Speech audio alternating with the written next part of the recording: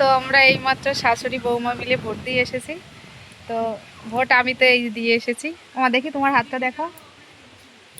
শাশুড়ি বৌমা ভোট দিয়েছে, এই যে দেখো, এই যে আবার হাতে টিপসই নিয়ে নিয়েছে। এই যে ওমা, তোমার সম্পত্তি তো সব নিয়ে নিয়েছে দাদা আর দিদি, কি হবে মা?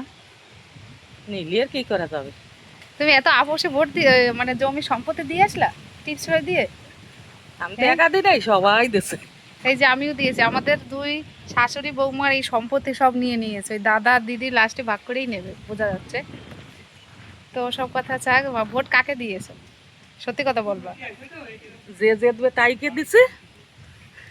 মা তুমি কিন্তু দুই নৌকোয় পা দিচ্ছ। যে জেতবে তাকে ভোট দিচ্ছ আমার শাশুড়ি মা। তাইরই দিছি। হ্যাঁ, তাহলে তুমি বলবা না কাকে ভোট দিছো? ওই তো যে জিতে যাবে তো মনে করবা তাইরই দিছি। আমার শাশুড়ি ভাবছিলাম যে মনে হয় বলবে যে দাদা হোক দিদি হোক একজনের নাম বলবে, কিন্তু উনি নাম বললো না। খুব চালাক হয়ে গেছে আমার শাশুড়ি মা। বলছে যে জিতবে তাকেই ভোট দিয়েছে। তাই তো? তা আমার মতো তাই, তোমাদের মতামত জানিয়ে দিও। হ্যাঁ, তো আমরা শাশুড়ি বৌমা এই যে সর্বহারা হয়ে দেখো টিপসই দিয়ে চলে এসেছি, সম্পত্তি সব চলে গেছে ওই দাদা দিদির কাছে। পরবর্তী ভিডিওতে আবার আসবো, ঠিক আছে? সবাই ভালো থেকো, সুস্থ থেকো, আর ভোটটা ঠিকঠাক জায়গায় দিও। রাখছি, টাটা।